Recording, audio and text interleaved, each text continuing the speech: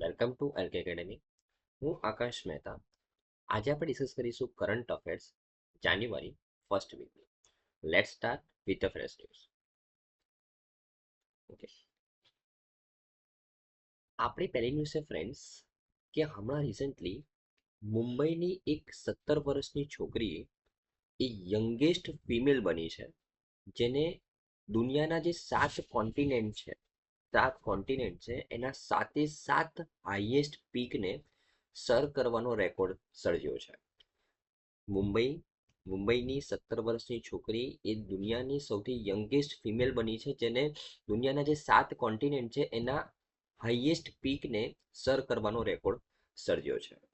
કયા 7 કોન્ટિનેન્ટના કયા 7 હાઈએસ્ટ પીકની અહીંયા વાત થઈ રહી છે એના વિશે વાત કરીએ.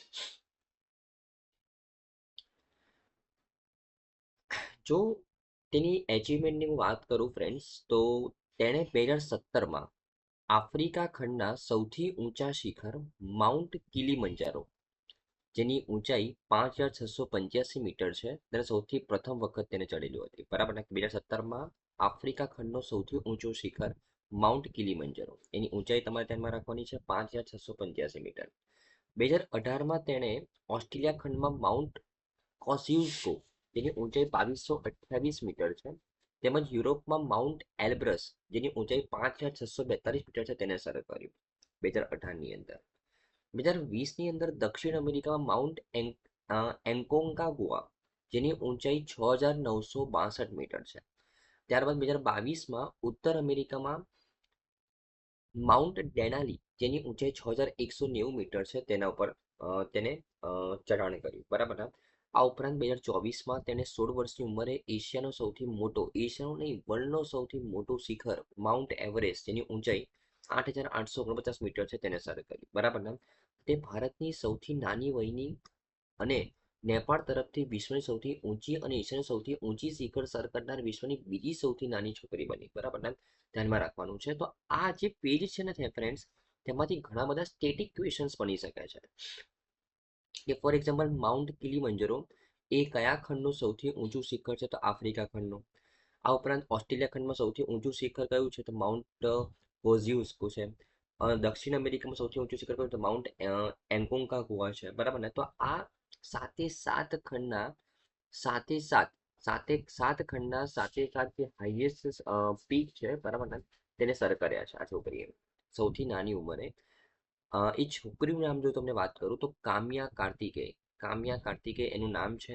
મહારાષ્ટ્ર મુંબઈથી બિલોંગ કરે છે અને 17 વર્ષની ઉંમરે 7 ખંડોમાં આવેલા 7 સૌથી મોટા શિખરો સર કરનાર વિશ્વની સૌથી નાની વયની મહિલા બનીને ઇતિહાસ રચ્યો છે. અને એને અત્યારે જે સૌથી લેટેસ્ટ કયું શિખર સર કર્યું છે? તો માઉન્ટ વિન્સન મેસિવ 24 ડિસેમ્બર 2024 રોજ તેને સર કર્યું છે. બરાબર ને?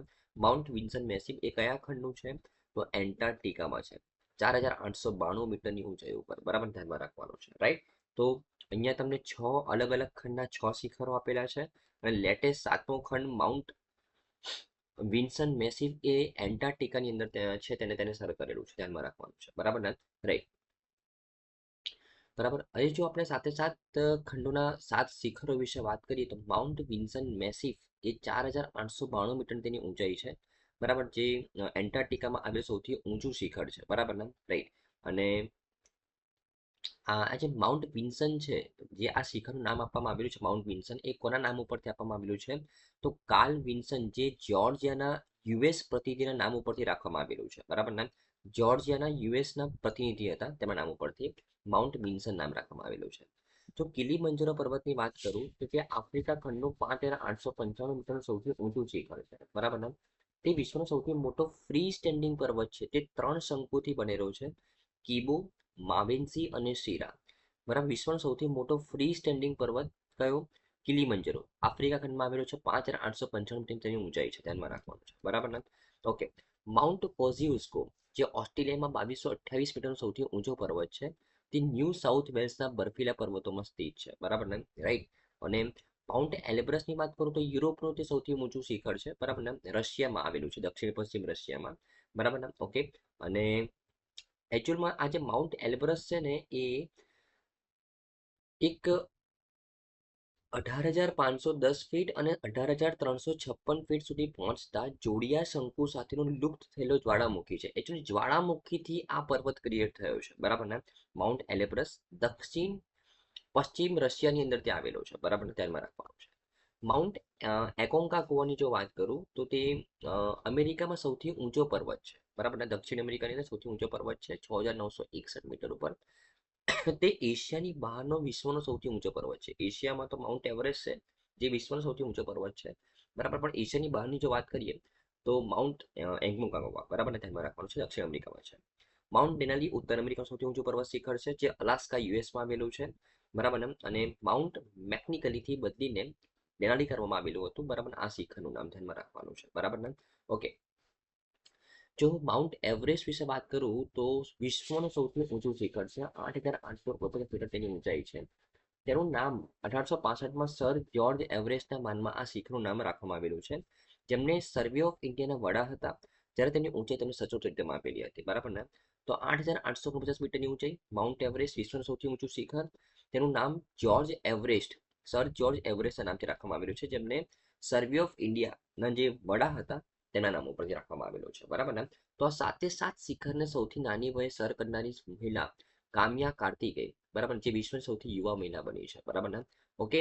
તો આઈ થિંક તમને આની સારી રીતે ખબર પડી છે. ઘણા બધા સ્ટેટિક ક્વેશ્ચન્સ બની શકે છે ફ્રેન્ડ્સ, બરાબર ને. ઓકે, ચાલો. નેક્સ્ટ ન્યૂઝ છે ફ્રેન્ડ્સ કે હમણાં રિસેન્ટલી એક જોઈન્ટ મિલિટરી એક્સરસાઇઝ કરવામાં આવી, સૂર્ય કિરણ, બરાબર ને. અને નેપાળમાં તેની શરૂઆત થઈ, બરાબર. તો આ સૂર્ય કિરણ એક્સરસાઇઝ એ કોની કોની વચ્ચે થાય છે? તો ઇન્ડિયા અને નેપાળની વચ્ચે થાય છે. 18મું એડિશન હતું. તો આ એક્સરસાઇઝ વિશે વાત કરીએ, બરાબર ને. એક્ઝામ પોઈન્ટ ઓફ વ્યૂથી એક્સરસાઇઝ ઘણા ઇમ્પોર્ટન્ટ છે, બરાબર. ડાયરેક્ટલી ક્વેશ્ચન પૂછાતા હોય છે કે આ એક્સરસાઇઝ કોની વચ્ચે થાય છે, એનો પર્પઝ શું છે, કઈ જગ્યાએ થઈ, કયું એડિશન હતું, ડાયરેક્ટલી ક્વેશ્ચન પૂછાતા હોય છે, બરાબર ને. ચાલો. તો સૂર્યકિરણ એક્સરસાઇઝ એ ઇન્ડિયા અને નેપાળની વચ્ચે થાય છે. તે એક જોઈન્ટ મિલિટરી એક્સરસાઇઝ છે, સૈન્ય અભ્યાસ છે, બરાબર ને. આ એક્સરસાઇઝની 18મી આવૃત્તિ હતી, બરાબર ને. રાઈટ. આ એક્સરસાઇઝની 17મી આવૃત્તિ છે ને ગયા વર્ષે ડિસેમ્બર 2023માં પિથોરાગઢ ઉત્તરાખંડમાં થયેલી હતી. અને આજે 18મી આવૃત્તિ છે તે નેપાળમાં થઈ છે, ધ્યાનમાં રાખવાનું છે. અલ્ટરનેટિવલી ભારત અને નેપાળની વચ્ચે આ એક્સરસાઇઝ થાય છે, ધ્યાનમાં રાખવાનું છે, બરાબર ને. તો ગયા વર્ષે ભારતમાં થઈ તો આ વર્ષે નેપાળમાં થઈ, બરાબર. આ એક્સરસાઇઝનો મુખ્ય હેતુ છે ભારત નેપાળનું જે સંરક્ષણ સહયોગ છે એને મજબૂત કરવાનો અને ભારતીય સેના અને નેપાળી આર્મી કર્મચારીઓની વ્યવસાયિક કુશળતા વધારવાનો છે, બરાબર ને. રાઈટ. ઓકે. ઓકે. આ એક્સરસાઇઝ મેઇન જો એનું હું ઓબ્જેક્ટિવની વાત કરું તો જે ઇન્ડિયા અને નેપાળની જે સૈન્ય છે એ સંયુક્ત રીતે આ એક્સરસાઇઝની અંદર પાર્ટિસિપેટ કરે છે, બરાબર ને. મેઇન ઓબ્જેક્ટિવ છે કે જે જંગલની અંદર જે યુદ્ધ થતા હોય, જે પર્વતો ઉપર યુદ્ધ થતા હોય, બરાબર, આતંકવાદી વિરોધી કેવી રીતના કામગીરી કરવી જોઈએ, અહીંયા એની ટ્રેનિંગ પ્રોવાઈડ કરવામાં આવે છે, બરાબર ને. આ ઉપરાંત હ્યુમેનિટેરિયન આસિસ્ટન્સ એન્ડ ડિઝાસ્ટર રિલીફની સહાય, અગર કોઈ આપત્તિજનક સિચ્યુએશન આવી જાય, બરાબર, ત્યારે હ્યુમેનિટેરિયન આસિસ્ટન્સ કેવી રીતના પ્રોવાઈડ કરવું, ડિઝાસ્ટર રિલીફ કેવી રીતના પ્રોવાઈડ કરવું, બરાબર, એની અહીંયા ટ્રેનિંગ પ્રોવાઈડ કરવામાં આવે છે, બરાબર ને. રાઈટ. તો અહીંયા સૂર્યકિરણ એક્સરસાઇઝની અંદર ઇન્ડિયા અને નેપાળની મિલિટરીને પર્વતો ઉપર, જંગલોની અંદર આતંકવાદી વિરોધી કામગીરીમાં કેવી રીતના એકબીજાને ડિફેન્ડ કરવું એના વિશે ટ્રેનિંગ પ્રોવાઈડ કરવામાં આવે છે. અને આ ઉપરાંત હ્યુમેનિટેરિયન આસિસ્ટન્સ અને ડિઝાસ્ટર રિલીફ, બરાબર, અમુક જે આપત્તિજનક પરિસ્થિતિ સર્જાય, બરાબર, ત્યારે કેવી રીતના આસિસ્ટન્સ પ્રોવાઈડ કરવું, કેવી રીતના ડિઝાસ્ટર રિલીફ પ્રોવાઈડ કરવું, તેની ટ્રેનિંગ પ્રોવાઈડ કરવામાં આવે છે, બરાબર ને. ઓકે. જો હું આ એક્સરસાઇઝની અંદર ભારત તરફથી કોને પાર્ટિસિપેટ કર્યું તો એકચ્યુઅલી આ આર્મીની એક્સરસાઇઝ છે, તો કોઈ ગ્રુપે પાર્ટિસિપેટ કરેલું હશે. તો ભારત તરફથી ગોરખા રાઇફલ્સ દ્વારા અહીંયા પાર્ટિસિપેટ કરવામાં આવેલું છે, ધ્યાનમાં રાખવાનું છે, બરાબર ને. રાઈટ. અને જો હું ભારત અને નેપાળના સંરક્ષણ સંબંધો વિશે વાત કરું તો નેપાળી ગોરખાઓ એ ભારતીય સેનામાં સેવા આપતા ભારત અને નેપાળ વચ્ચે ઊંડા સંરક્ષણ સંબંધ છે, બરાબર ને. ઘણા બધા નેપાળી ગોરખાઓ એ ભારતીય સેનામાં સેવા આપે છે, બરાબર ને. આ ઉપરાંત બંને દેશો છે ને એકબીજાના જે આર્મીના ચીફ હોય ને, આર્મીના ચીફ એમને જનરલ રેન્ક આપે છે, એકબીજાના દેશનો જનરલ રેન્ક આપે છે. ફોર એક્ઝામ્પલ, જે જનરલ ઉપેન્દ્ર દ્વિવેદી છે, જે ભારતના આર્મી ચીફ છે બરાબર ને, તેમને નેપાળ તરફથી નેપાળી આર્મીના માનદ જનરલ રેન્કથી નવાજવામાં આવેલા હતા બરાબર ને. અને અ, જે નેપાળની આર્મીના ચીફ છે બરાબર ને, જનરલ અશોકરાજ સિંઘેલ, તેમને ભારત તરફથી બરાબર ને ભારતીય આર્મીના માનદ જનરલ રેન્કથી સન્માનિત કરવામાં આવેલા. તો બંનેના જે આર્મી ચીફ છે તેમને એકબીજાના દેશના જનરલ રેન્કથી નવાજવામાં આવે છે બરાબર ને. આ જૂની પરંપરા છે ભારત અને નેપાળ વચ્ચે બરાબર ને. તો ઘણા અ, પાડોશી દેશો છે બરાબર ને, ઘણું ગાઢ મૈત્રી છે બંને દેશો વચ્ચે બરાબર ને. અને સૂર્યકિરણ એક્સચેન્જની વચ્ચે વર્ષોથી આ 18મી આવૃત્તિ છે, ધ્યાનમાં રાખવાનું છે બરાબર ને. ખૂબ જ ઇમ્પોર્ટન્ટ છે એક્ઝામ પોઈન્ટ ઓફ વ્યૂથી. આઈ થિંક તમને ખબર પડી જશે ફ્રેન્ડ્સ.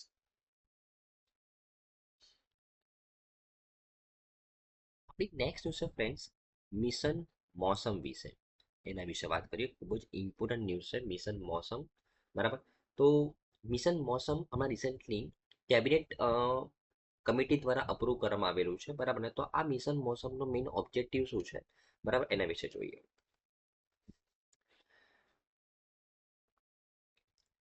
મિશન મોસમ નામ પરથી જ ખબર પડે છે કે આ મિશનની અંદર મોસમ ઉપર ફોકસ કરવામાં આવેલું છે, ક્લાઇમેટ ઉપર ફોકસ કરવામાં આવેલું છે, ક્લાઇમેટ રેઝિલિયન્ટ બનવા માટે ફોકસ કરવામાં આવેલું છે બરાબર ને. રાઈટ. તો મિનિસ્ટ્રી ઓફ અર્થ સાયન્સ, જે આપણું પૃથ્વી વિજ્ઞાન મંત્રાલય છે, તેમની આગેવાની હેઠળ હવામાન અને આબોહવા વિજ્ઞાનના ક્ષેત્રમાં ભારતને વિશ્વમાં અગ્રણી તરીકે સ્થાન આપવા માટે આ મિશન મોસમ લોન્ચ કરવામાં આવેલું છે.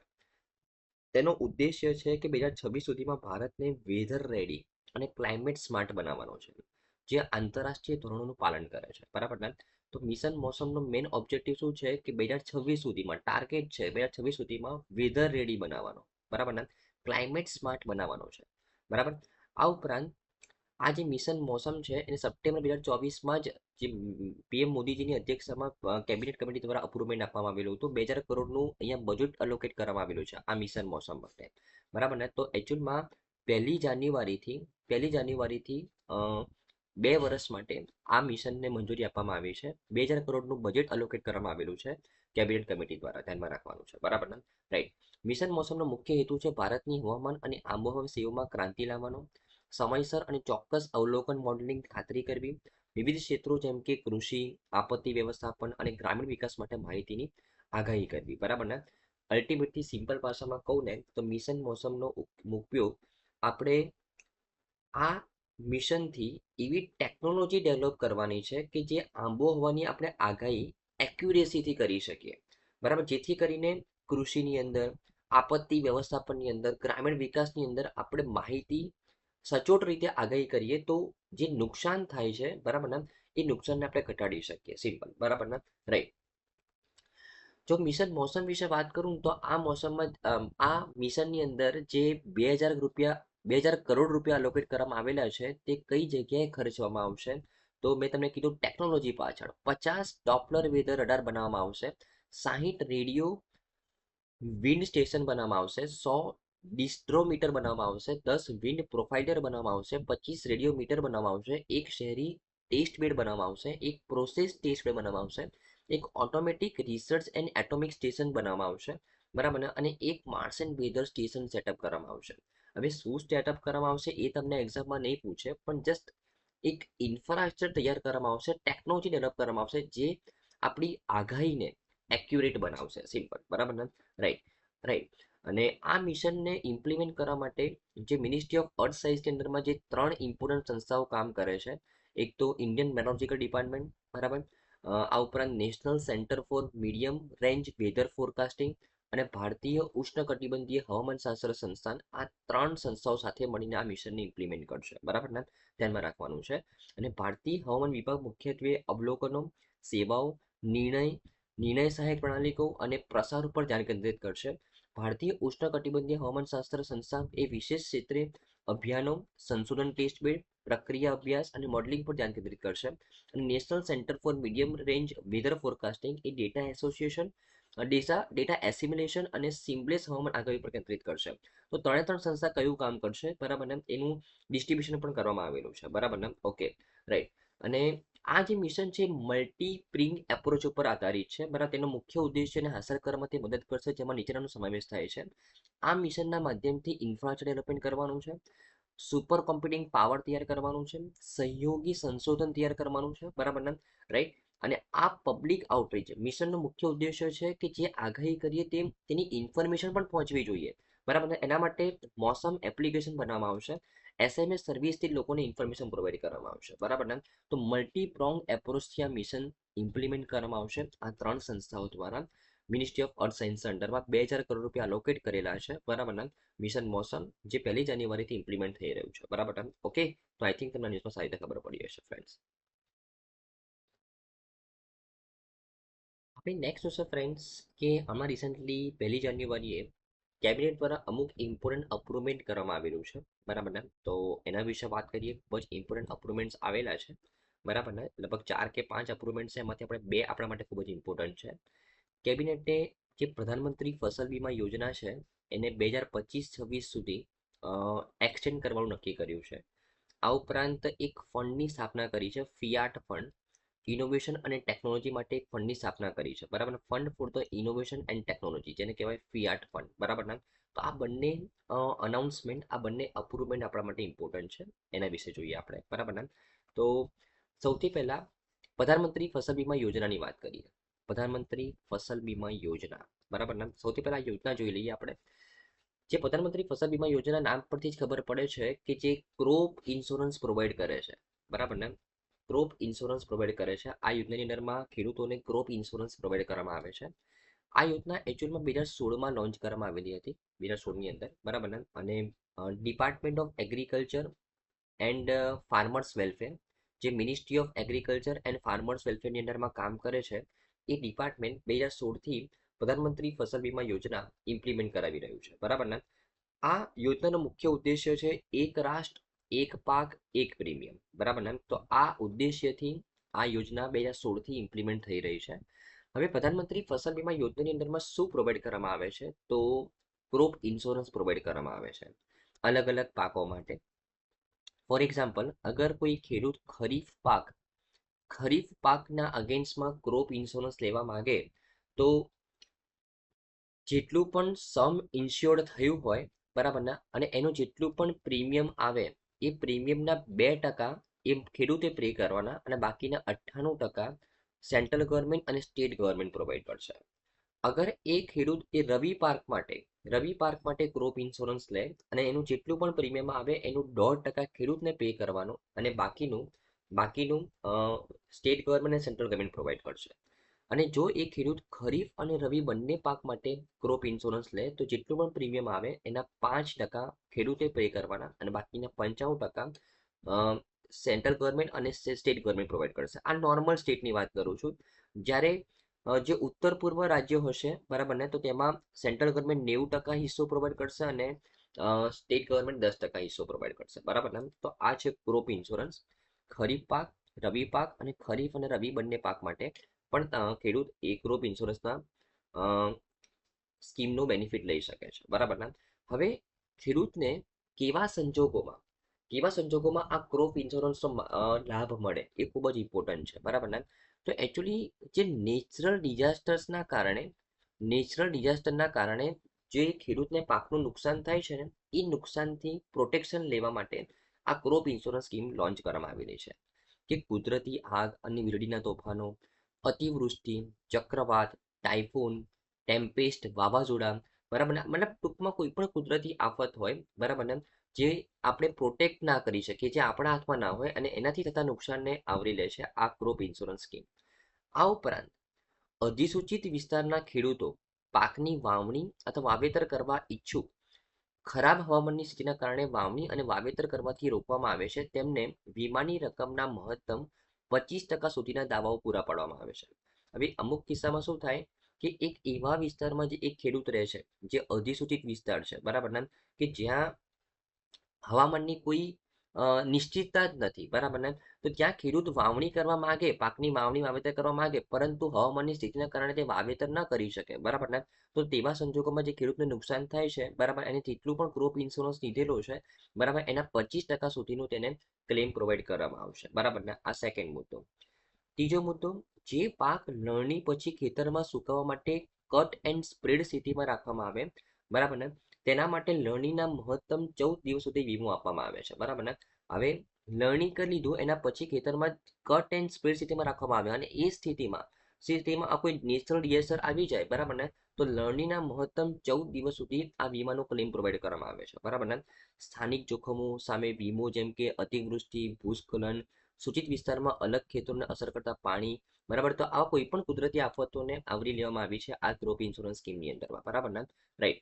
અને આ ઇન્સ્યોરન્સ સ્કીમની અંદરમાં કઈ વસ્તુને આવરી નથી લેવામાં આવી એ ખૂબ જ ઇમ્પોર્ટન્ટ છે. તો યુદ્ધ અને સંબંધિત જોખમો, પરમાણુ જોખમો, રમખાણો, દૂષિત નુકસાન, ચોરી, દુશ્મનાવટનું કાર્ય, ઘરેલું અથવા જંગલી પ્રાણીઓ દ્વારા ચરવામાં અને અથવા નાશ પામેલા અને કાપણી પછીના નુકસાનના કિસ્સામાં થ્રેસિંગ પહેલા એક જગ્યાએ લણાયેલ પાકને બંડલ અને ઢગલો કરવાને લીધે થયેલું નુકસાન, આ દરેક ટાઈપનું જે નુકસાન છે ને એ આ ક્રોપ ઇન્સ્યોરન્સની અંદર આવરી લેવામાં નથી આવતું. સિમ્પલ ભાષામાં યુદ્ધ જોખમ, જે યુદ્ધ અને સંબંધિત જોખમો, પરમાણુ જોખમો છે, રમખાણો છે, કોઈ તોફાન થયું એના કારણે નુકસાન થયું, જંગલી પ્રાણીઓના કારણે નુકસાન થયું, બરાબર ને, કાપણી પછીના નુકસાનના કિસ્સામાં થ્રેસિંગ પહેલા એક જગ્યાએ લણાયેલ પાકની બંડલ અને ઢગલો કરવાને લીધે નુકસાન થયું, બરાબર ને, તો આ બધા જે નુકસાન છે, બરાબર ને, એને આ ક્રોપ ઇન્સ્યોરન્સ સ્કીમ નથી આવરી લેતી, બરાબર. નેચરલ ડિઝાસ્ટર્સની અંદરમાં જે નુકસાન થાય તેની પાછળ જ આ ક્રોપ ઇન્સ્યોરન્સની અંદર બેનિફિટ મળે છે, બરાબર ને. તો આ પ્રધાનમંત્રી ફસલ વીમા યોજના જે મિનિસ્ટ્રી ઓફ એગ્રીકલ્ચર અને ફાર્મર્સ વેલફેર 2016થી ઇમ્પ્લિમેન્ટ કરાવે છે, તેને બીજા 2 વર્ષ માટે 2025-26 સુધી તેને ઇમ્પ્લિમેન્ટ કરવામાં આવી છે, બરાબર. 2022-2026થી તેને ઇમ્પ્લિમેન્ટ કરવામાં આવી છે, ધ્યાનમાં રાખવાનું છે, બરાબર ને. અને 69,515.71 કરોડનો બજેટ એલોકેટ કરવામાં આવેલું છે આ એક્સટેન્ડ પીરિયડ માટે, ધ્યાનમાં રાખવાનું છે, બરાબર ને. ઓકે. આ ઉપરાંત કેબિનેટે એક ફંડની મંજૂરી આપી છે, fund for innovation and technology. 824.77 કરોડનો ફંડ છે, બરાબર ને, જેને કેબિનેટ કમિટી દ્વારા મંજૂરી આપવામાં આવી છે. તો આ ફંડની અંદરમાં યસટેક, વિન્સ વગેરે જેવી યોજનાઓને સંશોધન અને વિકાસ અભ્યાસોમાં તકનીકી સુધારણા કરવા માટે પૈસા પ્રોવાઈડ કરવામાં આવશે, બરાબર ને. જો શું કહે છે, ફોર એક્ઝામ્પલ હું યસટેકની વાત કરું. આજે યસટેક ટેકનોલોજીનો ઉપયોગ કરીને ઉપજનો અંદાજ કાઢવા માટે રિમોટ સેન્સિંગ ટેકનોલોજીનો ઉપયોગ કરે છે, જેનો ટેકનોલોજી આધારિત ઉપજ અંદાજ માટે ન્યૂનતમ 30% વેટેજ છે, બરાબર ને. જો શું કહે છે, અને યસટેક જે ટેકનોલોજી છે ને એમાં રિમોટ સેન્સિંગ ટેકનોલોજીનો ઉપયોગ કરીને એક પર્ટિક્યુલર વિસ્તારમાં કેટલી ઉપજ થઈ શકશે તેનો એસ્ટિમેટ કાઢવામાં આવે છે ટેકનોલોજીનો ઉપયોગ કરીને, બરાબર ને, બરાબર. ભારતમાં 30% વિસ્તારમાં આ ટેકનોલોજીનો ઉપયોગ કરીને ઉપજનો એસ્ટિમેટ કાઢવામાં આવે છે અત્યારે, બરાબર ને. મધ્યપ્રદેશની અંદર 100% ટેકનોલોજી આધારિત ઉપજ અંદાજ અપનાવવામાં આવેલો છે, બરાબર ને, રાઈટ. તો આવી ટેકનોલોજીનો ઉપયોગ કરીને ઉપજનો એસ્ટિમેટ કરવા માટે મદદ કરીને ખેડૂત એક પરફેક્ટ ડિસિઝન લઈ શકે છે કે કઈ જગ્યાએ આપણે ઉપજ ઉગાડવી જોઈએ, જેથી કરીને ખેડૂતને નુકસાન ન થાય, બરાબર ને. તો આવા ટેકનોલોજી આધારિત સિસ્ટમ્સ ડેવલપ કરવા માટે ફંડ એકત્રિત કરવા માટે આ ફંડ લોન્ચ કરવામાં આવેલો છે, fund for innovation and technology. 824.77 કરોડના ખર્ચે આ ફંડ લોન્ચ કરવામાં આવેલો છે, ધ્યાનમાં રાખવાનું છે, બરાબર ને, રાઈટ, રાઈટ. અને આ જે સિસ્ટમ છે weather information and network data systems, નામ પરથી ખબર પડે છે કે આ સિસ્ટમના માધ્યમથી ખેડૂતોને વેધર ઇન્ફોર્મેશન પ્રોવાઈડ કરવામાં આવશે, બરાબર. તેમને ઇન્ફોર્મેશન પ્રોવાઈડ કરવામાં આવશે, તેમના સુધી ઇન્ફોર્મેશન લઈ જવામાં આવશે, બરાબર ને. તો આ વિન્ડ્સ માટે પણ ઘણા બધા ઇન્ફ્રાસ્ટ્રક્ચર ડેવલપમેન્ટની જરૂર પડશે, ઘણા બધા રિસર્ચ જરૂર પડશે, તો આ માટે ફંડ અહીંયા અલોકેટ કરવામાં આવેલું છે, બરાબર ને. ફિયાટ ફંડ ધ્યાનમાં રાખવાનું છે, બરાબર ને. ઓકે. આપણું નેક્સ્ટ ન્યૂઝ છે ફ્રેન્ડ્સ કે આમાં રિસેન્ટલી સ્મોલ સેવિંગ સ્કીમ્સ છે, બરાબર ને, એના ઇન્ટરેસ્ટ રેટ અનાઉન્સ કરવામાં આવેલા છે Q4 ફાઇનાન્શિયલ 2024-25 માટે, મતલબ 1 જાન્યુઆરીથી 31 માર્ચ 2025 માટે જે સ્મોલ સેવિંગ સ્કીમ છે, બરાબર, એના ઇન્ટરેસ્ટ રેટ કેટલા રહેશે તે અનાઉન્સ કરવામાં આવેલા છે. તો આ સ્મોલ સેવિંગ સ્કીમ શું છે, તે કોના દ્વારા એના ઇન્ટરેસ્ટ રેટ નક્કી કરવામાં આવે છે, એના વિશે વાત કરીએ. ઓકે. તો હમણાં રિસેન્ટલી જે અનાઉન્સમેન્ટ કરવામાં આવ્યું એ ડિપાર્ટમેન્ટ ઓફ ઇકોનોમિક અફેર્સ દ્વારા અનાઉન્સમેન્ટ કરવામાં આવ્યું, બરાબર, જે મિનિસ્ટ્રી ઓફ ફાઇનાન્સ અંડરમાં કામ કરે છે.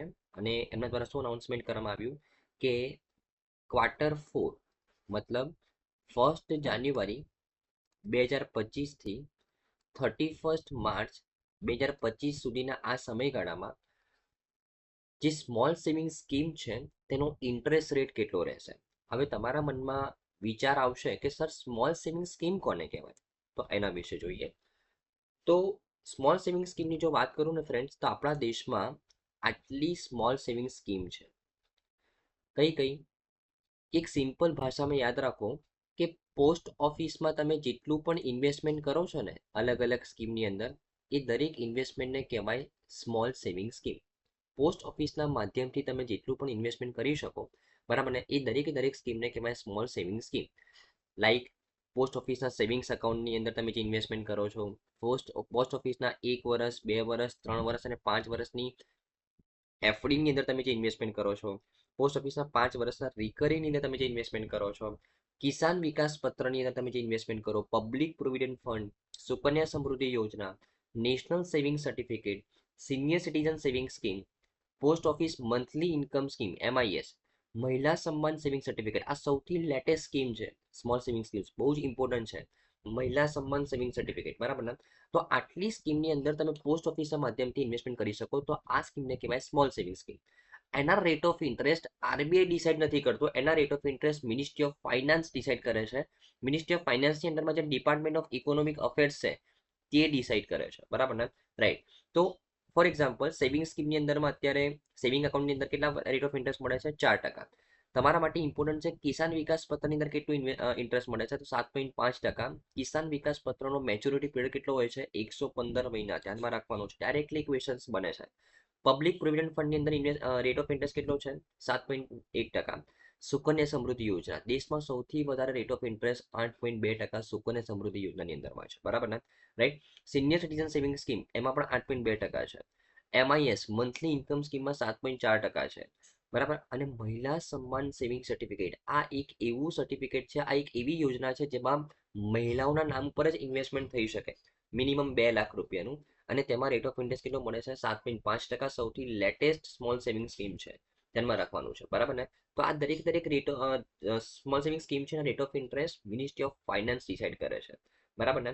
તો આ જાન્યુઆરી 1 જાન્યુઆરી 2025 થી 31 માર્ચ 2025 સુધી આ રેટ્સ લાગુ પડશે, બરાબર ને. તો ધ્યાનમાં રાખવાનું છે, ખૂબ જ ઇમ્પોર્ટન્ટ છે એક્ઝામ પોઈન્ટ ઓફ વ્યૂથી. ઓકે, જો હું સ્મોલ સેવિંગ સ્કીમ વિશે વાત કરું ને ફ્રેન્ડ્સ, તો નાગરિકોને નિયમિતપણે બચત કરવા માટે પ્રોત્સાહિત કરવા માટે આ ભારત સરકાર દ્વારા સંચાલિત બચત સાધનો છે. આ નાની બચત યોજનાઓને વ્યાપક રીતે 3 શ્રેણીમાં વર્ગીકૃત કરવામાં આવેલી છે. આ જે બચત યોજનાઓ છે 3 શ્રેણીમાં વર્ગીકૃત કરવામાં આવેલી છે. એક તો બચત થાપણો, સામાજિક સુરક્ષા યોજનાઓ અને માસિક આવક યોજનાઓ. જો તમને હું કહું તો આ જે છે ને એ બચત માટેની સ્કીમ્સ છે, બરાબર. પછી કિસાન વિકાસ પત્ર, PPF, આ ઉપરાંત નેશનલ સેવિંગ સર્ટિફિકેટ, સુકન્યા સમૃદ્ધિ યોજના, એ છે ને એ સિક્યુરિટી પ્રોવાઈડ કરે છે તમને, સામાજિક સુરક્ષા પ્રોવાઈડ કરે છે. અને MIS છે ને એ મંથલી ઇન્કમ પ્રોવાઈડ કરે છે. તો 3 કેટેગરીની સ્કીમ હોય છે, બરાબર ને, સ્મોલ સેવિંગ સ્કીમ્સ, બરાબર ને, રાઈટ. અને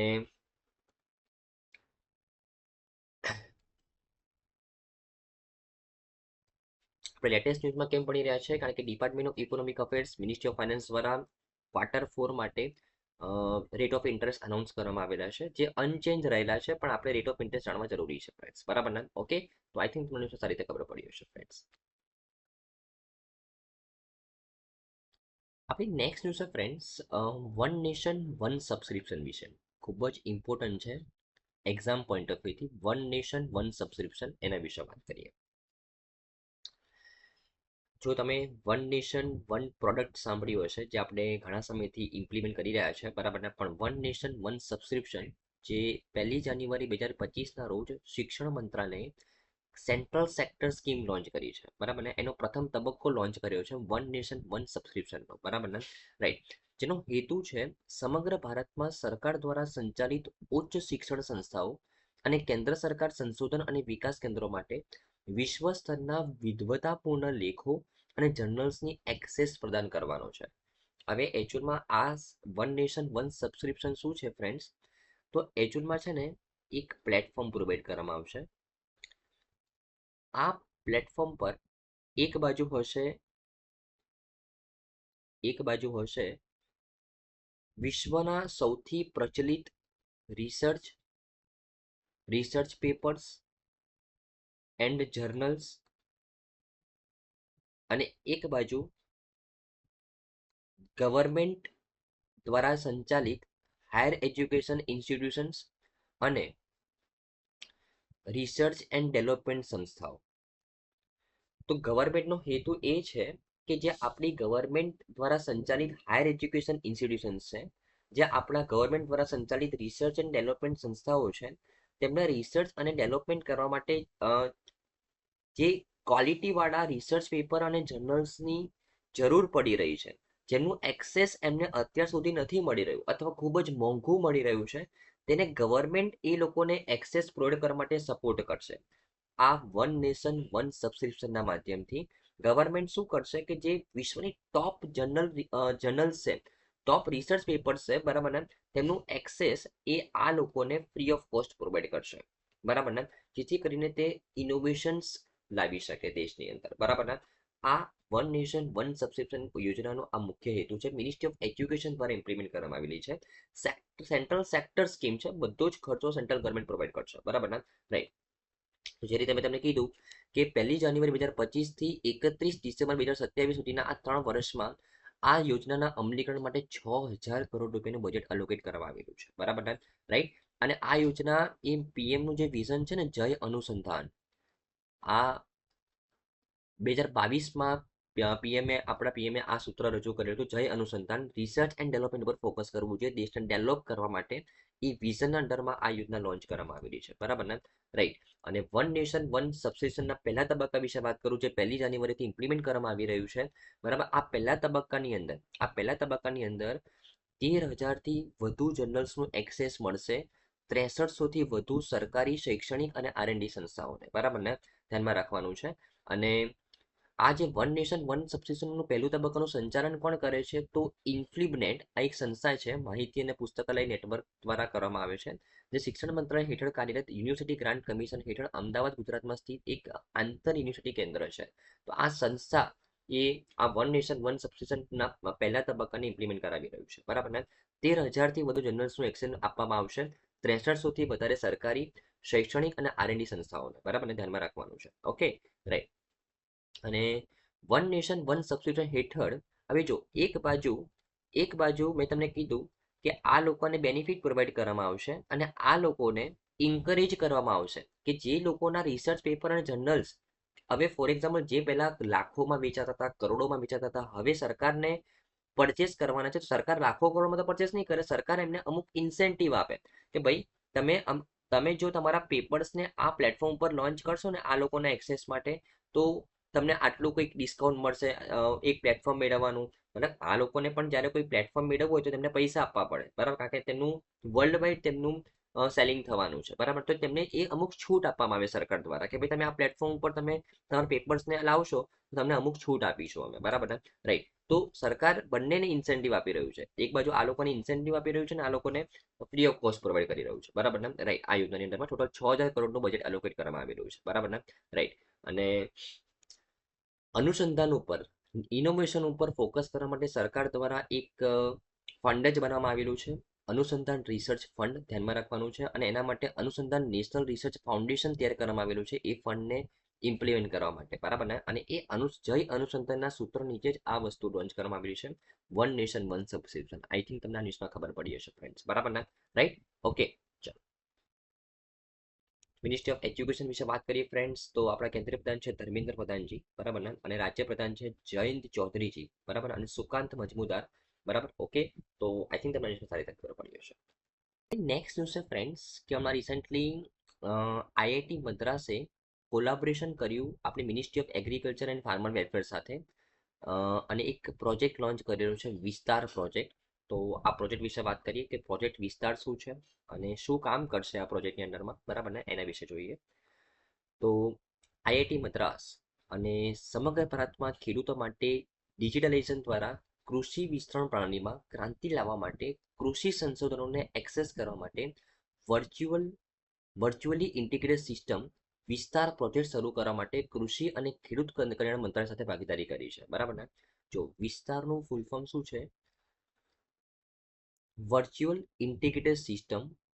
તો સિમ્પલ ન્યૂઝ છે ફ્રેન્ડ્સ કે હમણાં રિસેન્ટલી આપણા આઈઆઈટી મદ્રાસે ministry of agriculture and farmer welfare સાથે ભાગીદારી કરી છે એક પ્રોજેક્ટ લોન્ચ કરવા માટે, પ્રોજેક્ટ વિસ્તાર, બરાબર. આ પ્રોજેક્ટની અંદર ખેડૂતો અને કૃષિ ક્ષેત્રના હિસ્સેદારોને પાક ઉત્પાદન, માર્કેટિંગ, મૂલ્યવર્ધન, પુરવઠા શૃંખલા વ્યવસ્થાપન, સરકારી યોજનાઓ સંબંધિત ઉચ્ચ ગુણવત્તાવાળી સલાહકારી સેવાઓનો ઉપયોગ કરવા માટે સક્ષમ બનાવશે. બરાબર, તો વિસ્તાર પ્લેટફોર્મ એ કશું જ નહીં, ખેડૂતોને ઇન્ફોર્મેશન પ્રોવાઈડ કરવા માટેનું, ખેડૂતોને તેમજ તેમના જે હિસ્સેદારો છે તેમને એક રિસોર્સિસ પ્રોવાઈડ કરવા માટેનું પ્લેટફોર્મ છે. કયા કયા રિસોર્સિસ? તો કે કઈ જગ્યાએ કયું પાક ઉત્પાદન કરવું પડે, કરવું જોઈએ, કેવું માર્કેટિંગ કરવું જોઈએ, કેવું તેમને માર્કેટિંગ કરવા માટે ચેઇન પણ પ્રોવાઈડ કરવામાં આવશે આ પ્લેટફોર્મના માધ્યમથી, તેમને સલાહ પ્રોવાઈડ કરવામાં આવશે, તેમને સરકારી યોજનાઓ સંબંધિત માહિતી પ્રોવાઈડ કરવામાં આવશે આ પ્લેટફોર્મના માધ્યમથી, વિસ્તાર પ્લેટફોર્મના માધ્યમથી. બરાબર ને? રાઈટ. અને આ જે સહયોગ છે પ્રોજેક્ટ વિસ્તારની અંદરમાં આઈઆઈટી મદ્રાસ અને મિનિસ્ટ્રી ઓફ એગ્રીકલ્ચર અને ફાર્મર વેલફેરનો, એની જો મુખ્ય વિશેષતાની વાત કરું તો આ યોજનાની અંદરમાં સ્ટાર્ટઅપ સાથે એકીકરણ કરવામાં આવશે. બરાબર ને? તો અહીંયા એકચ્યુઅલમાં આ પ્રોજેક્ટ વિસ્તારની અંદરમાં છે ને આઈઆઈટી મદ્રાસ અને મિનિસ્ટ્રી ઓફ એગ્રીકલ્ચર અને ફાર્મર વેલફેર શું કરશે? સ્ટાર્ટઅપ્સને આ પ્લેટફોર્મ સાથે કનેક્ટ કરશે. સ્ટાર્ટઅપ્સ જે અલગ અલગ ઇનોવેશન્સ તૈયાર કરશે, બરાબર, ખેડૂતોને આ ટાઈપની ઇન્ફોર્મેશન પ્રોવાઈડ કરવા માટે. કઈ ટાઈપની ઇન્ફોર્મેશન પ્રોવાઈડ કરવા માટે? તો તેમને સરકારી યોજનાઓનો સંબંધિત જે સલાહકારી સેવાઓ પ્રોવાઈડ કરવા માટે, આ ઉપરાંત તેમને માર્કેટિંગ પ્રોવાઈડ કરવા માટે અમુક ઇનોવેટિવ રસ્તાઓ પ્રોવાઈડ કરશે. બરાબર ને? પાક કઈ કઈ જગ્યાએ કેવા ટાઈપના પાકનું ઉત્પાદન કરવું જોઈએ, આ દરેક માટે ઇનોવેશન્સ કરી શકે તેવા સ્ટાર્ટઅપ્સનું એકીકરણ કરવામાં આવશે આ પ્લેટફોર્મના માધ્યમથી. બરાબર ને? રાઈટ. આ ઉપરાંત ખેડૂતોને પણ કે ભાઈ કઈ સ્ટાર્ટઅપ કેવી માહિતી પ્રોવાઈડ કરે છે, બરાબર, તેનું એક્સેસ આ પ્લેટફોર્મના માધ્યમથી મળી જશે. તો એક જ પ્લેટફોર્મથી સ્ટાર્ટઅપ્સ પણ અહીંયા જોડાઈ શકશે, ખેડૂતો પણ અહીંયા જોડાઈ શકશે, બંનેનું એકીકરણ થઈ શકશે અને એક પર્ટિક્યુલર પ્રોબ્લેમનું સોલ્યુશન આવી શકશે. બરાબર, સિમ્પલ. બરાબર ને? રાઈટ. તો 12,000થી વધારે સ્ટાર્ટઅપ્સનો એક વ્યાપક ડેટાબેઝ બનાવવામાં આવેલો છે પ્રોજેક્ટ વિસ્તારની અંડરમાં આઈઆઈટી મદ્રાસ દ્વારા અને IIT Madras ministry of agriculture અને ફાર્મર વેલફેરના સહયોગથી આ પ્રોજેક્ટ વિસ્તારને ઇમ્પ્લિમેન્ટ કરાવી રહ્યું છે. બરાબર ને? રાઈટ. ઓકે, તો આઈ થિંક તમને સારી રીતે ખબર પડી હશે ફ્રેન્ડ્સ. આઈ થિંક ફ્રેન્ડ્સ આજે તમામ ન્યૂઝમાં તમને સારી રીતે ખબર પડી હશે. Thank you friends, by.